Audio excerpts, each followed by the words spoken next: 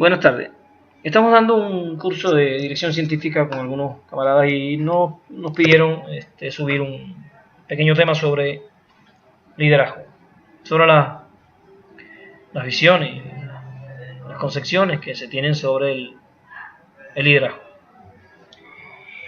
Porque han aparecido en las redes muchos videos, líder inteligente, coaching, liderazgo participativo, etcétera, etcétera, etcétera, que entretienen el tiempo de estudio de maestrantes y de doctorantes y los van dirigiendo hacia aspectos educativos que necesariamente no son los que nos deberían ocupar en estos tiempos. Yo creo que a la hora de discutir con los estudiantes el problema del liderazgo, más que partir del análisis de ciertas teorías, nosotros debemos partir de la realidad objetiva en la que nosotros vivimos. ¿Cuál es la realidad objetiva en la que nosotros vivimos? Nosotros vivimos hoy en capitalismo neoliberal feroz que está tratando de reconquistar los territorios de las riquezas y los territorios, llamémosles, culturales que ha perdido. Llamemos los territorios culturales aquellos espacios geográficos donde las poblaciones han ido emancipándose de la dominación de Hollywood y Walt Disney, que son los generales fundamentales del capitalismo en nuestra América. Son los que van delante, levantando la tapa de los sesos del pueblo oprimido para que no reconozca la explotación y para que se emocione viendo Batman, Spider-Man, Superman, todas esas películas donde nos venden un liderazgo. Un liderazgo que tiene ciertas características y que hay que aprender a ver. ¿Cuáles son las características del liderazgo de Superman y de Spider-Man, de la Mujer Maravilla, etcétera? Es un liderazgo que tiene como componente fundamental las cualidades de un sujeto, que son cualidades que le permiten a ese sujeto resolver los problemas que una multitud de sujetos no pueden resolver. Ahí hay una primera mentira. No es posible que un sujeto pueda sustituir a un pueblo. No es posible que el hombre murciélago pueda sustituir a toda la ciudad gótica, a todos los habitantes de la ciudad gótica. Cuando todos esos habitantes de ciudad gótica están aterrados porque los están atacando y aparece la imagen en el cielo de su héroe y gritan, lo único que están demostrando es su incapacidad real para defender su mundo, su cobardía, su falta de unidad, su falta de conciencia, etcétera, etcétera, etcétera. Por tanto, hay un tipo de liderazgo que es un liderazgo que le roba al otro el derecho a verse como solutor del problema. Hay un tipo de liderazgo que le roba al otro el derecho a sentirse capaz de resolver el problema.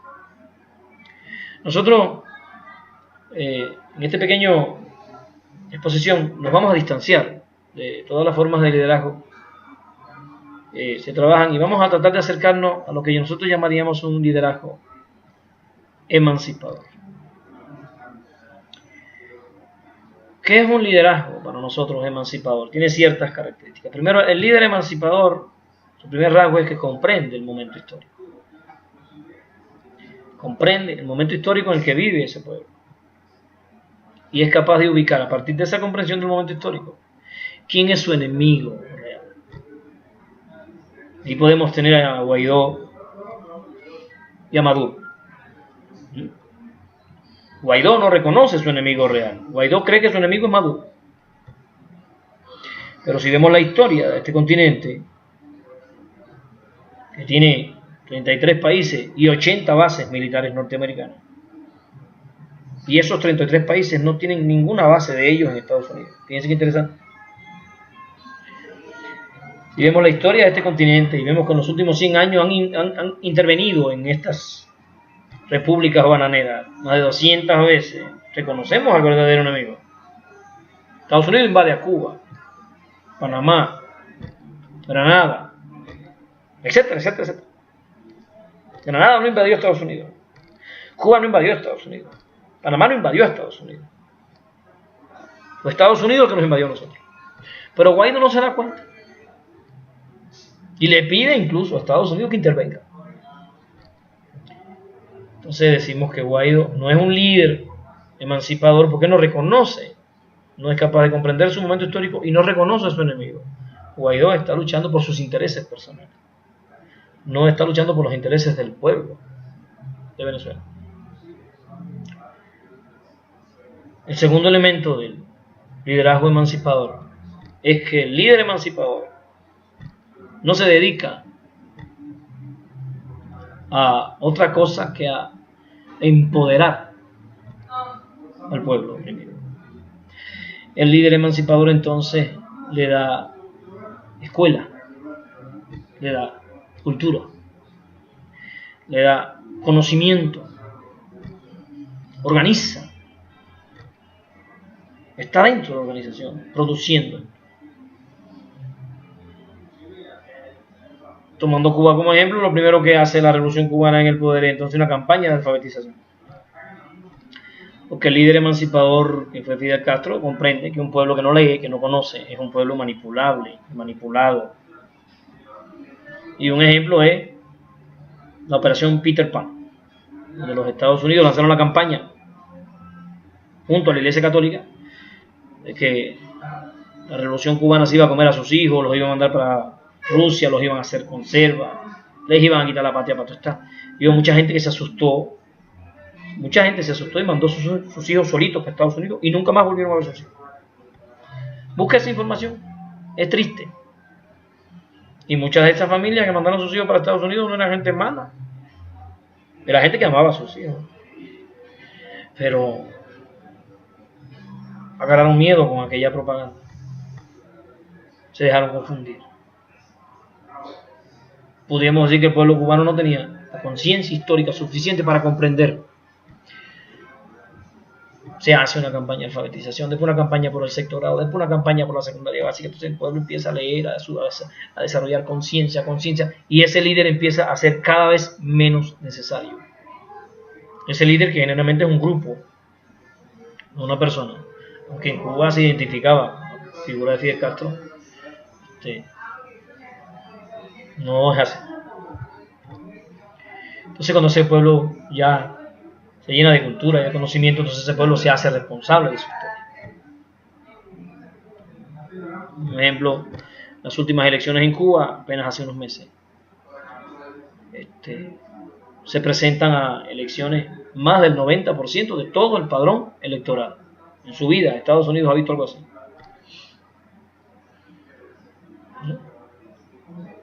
Y una enorme cantidad de ese 90%, más del 85%, no recuerdo exactamente el dato, vota a favor de la constitución nueva que se acaba de crear.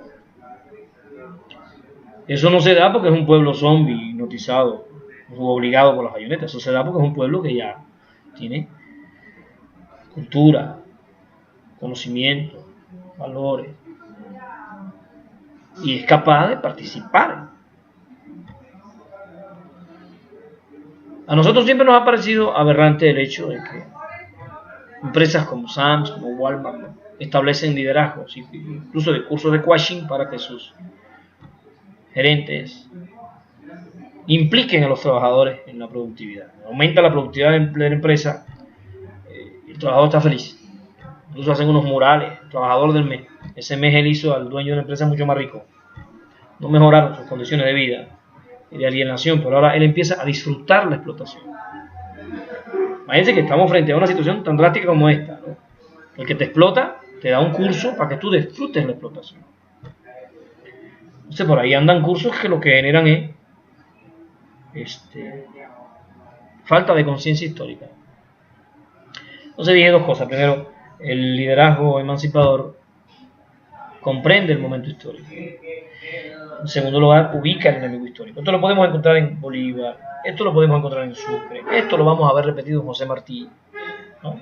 Personalidades de la historia, en Juárez, que son capaces de calibrar el momento en que viven y ubicar el enemigo histórico y a partir de ahí establecer una vida al servicio de la emancipación. Y ese es el tercer rasgo importante del liderazgo emancipador. Los objetivos de ese liderazgo son liberar, emancipar, empoderar al trabajador para que tenga conciencia histórica, para que no sirva a su propia autoalienación. Y el último rasgo fundamental de este tipo de liderazgo emancipador ya tiene que ver con las características personales de ese líder. Digamos que junto a su gran comprensión histórica, su gran sabiduría, se une la humildad, el servicio al pueblo. O sea, que está ahí cumpliendo un mandato del pueblo y sirve al pueblo. Por eso decimos que el liderazgo emancipador no manda, el liderazgo emancipador sirve. El liderazgo emancipador está al servicio de ese pueblo que le dio la tarea y la encomienda de cumplir esa misión. Es como congruente con la idea esta que nos hablaba Enrique Dussel, mandar obedeciendo.